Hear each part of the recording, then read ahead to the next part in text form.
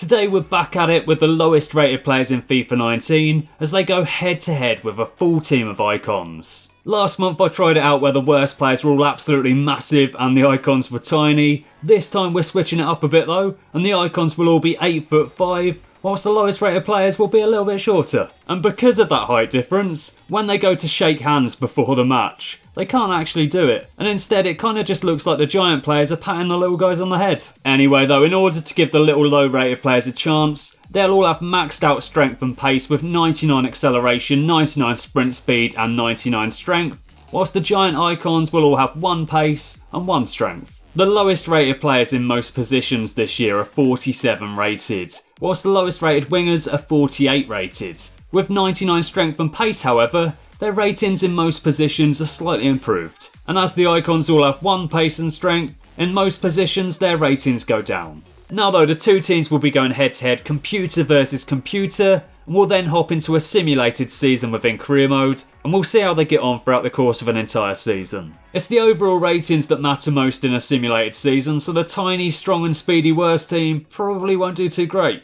In the computer versus computer gameplay however, I reckon they got a decent chance. Let's aim for 5,000 likes on today's video, and if we can hit that target, then that would be absolutely awesome. And of course, if you do go on to enjoy this video today, then please do stick around and subscribe. And please do keep leaving your video suggestions for me in the comments section down below. I read absolutely every single comment that's left for me, so if you do leave me a comment then it will be seen, and you may just see your video idea come to life on the channel in the not too distant future. Now though, before I go any further, I just want to say a massive thank you to OneFootball for sponsoring today's video. The OneFootball app is available for both iOS and Android, and through the app you can follow all of your favourite clubs, competitions and players, receiving the latest news and updates as and when they happen. The app covers over 100 different international leagues and competitions, so whatever clubs or competitions you're looking to stay up to date with, the OneFootball app should have you covered. From Barcelona right through to Barnet. There's plenty of international football going on at the moment, for instance, with the Copa America, the Gold Cup, and also the Women's World Cup all taking place right now.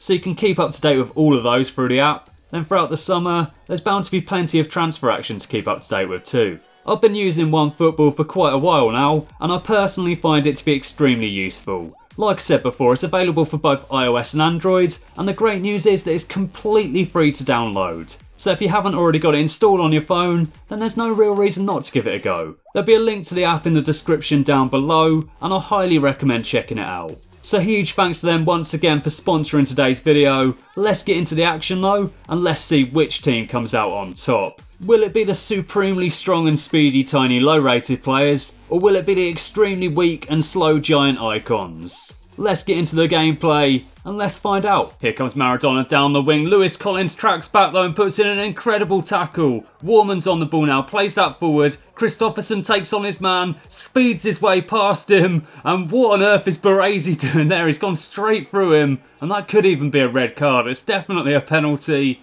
But will he get any further punishment? And look at the size of him in comparison to the referee. Up steps Christopherson for the penalty then. Yashin dives the wrong way and he puts it into the corner. Lovely penalty. I don't usually take a second look at penalties, but I definitely have to take another look at that one. Giant Yashin dives the wrong way, and little Christopherson has definitely done himself proud there. Cruyff lays it off to Pele, and he goes for it. Incredible strike. Keeper had no chance there whatsoever. You don't need pace when you've got finishing ability like that.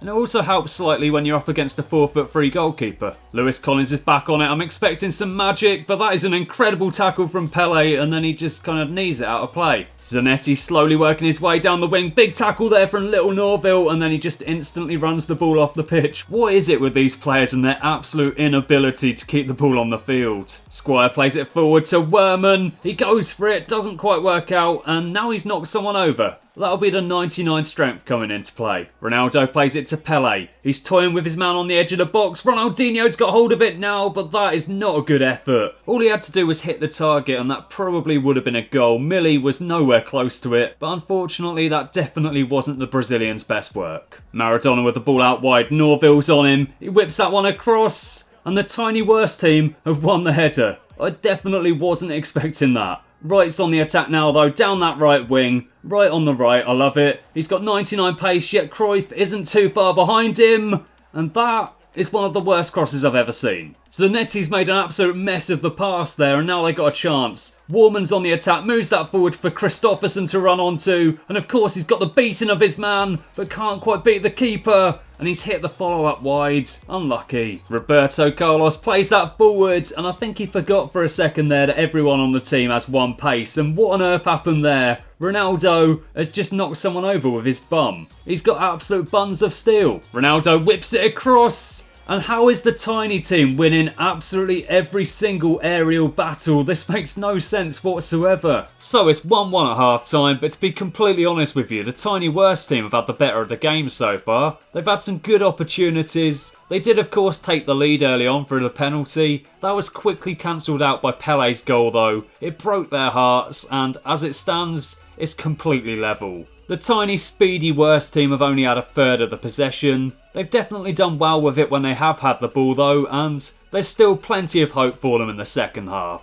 So let's get into it, and let's see if anything changes. Pele has just knocked someone over, and now he's knocked Norville over as well. He's meant to have one strength, yet he's absolutely dominating these 99 strength players. Good passing football here from the giant icons, and that guy has just gone through Ronaldo's legs to take the ball off him. You've got to love it. Squire with the ball out wide, whips it across. They've both missed it. Warman's got hold of it now on the edge of the box. What can he do with this one?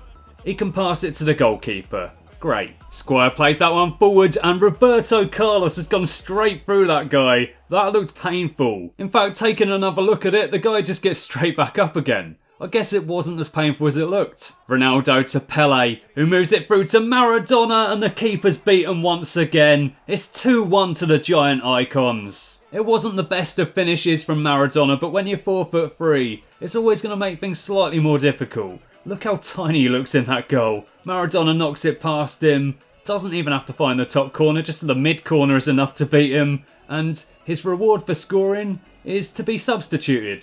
Awesome. Squire plays it forward. Ronaldinho's completely missed the ball. Warman's on it now. Plays it out wide to Roberts, who goes for it. Poor effort. He has taken someone out in the process though, so yeah, that's quite impressive. Here they come once again. Roberts plays that to Squire. He's got a man making a fantastic run there. Can he score? No, good stop from Yashin. It was a decent effort from Wright, to be fair to him, but Yashin is just an absolute monster. Especially when he's 8'5". Roberto Carlos, mate, that is absolutely filthy. And now the referee's busting out the skills too. Norville with the ball out wide. What can he do with this one? Plays that forward for Kauntner to run onto. Can he get to it? Yes, he can, but he crosses it straight into Yashin's arms. Unlucky. The tiny worst team are running out of time, but here they come once again. Kauntner's on the ball, taking on his man. Goes for it. It's been blocked. And Yashin punches it away, and that could well be game over. You have to feel for the tiny worst team there. They gave it their all. They absolutely went for it every step of the way. Unfortunately for them though, the giant icons have picked up a 2-1 win, and they've secured the victory. I'm not entirely sure what's happened to their shorts here, but there you go. They're the champions, and they get to lift the trophy. And there you can see the final stats. 2 shots on target for the giant icons, and they scored both of them. The tiny worst team can definitely feel pretty hard done by. They gave a good account of themselves though, and for that they can be proud. Anyway though, let's get into the second part of the video, and let's see how many points these two teams can pick up throughout the course of an entire simulated season within career mode. Right then, so I've sent forward to the end of the season, and the giant icons have finished third with 74 points.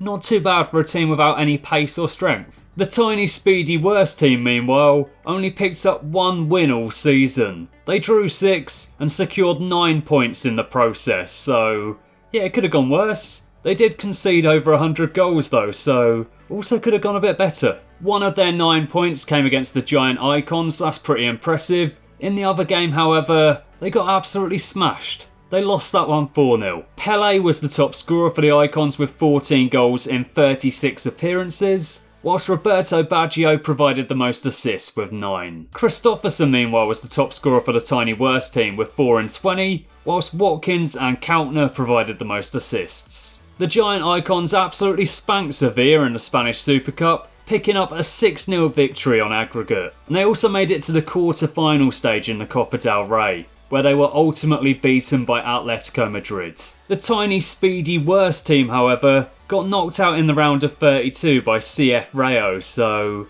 Yeah, not a great result for them. In the Champions League then, the giant icons made it through their group, and in the round of 16 they came up against Manchester City. Unfortunately for them, despite their giant height, they came up slightly short in that one, losing 4-3 on aggregate. And real life finalists Spurs went out of the round of 16 stage too. They lost to Benfica. Liverpool still made it to the final though, and they were beaten by Atletico Madrid. Anyway though, thanks for watching, and quite honestly, if you've made it this far into the video, then you are an absolute legend. Have an awesome day, and I'll catch you again soon.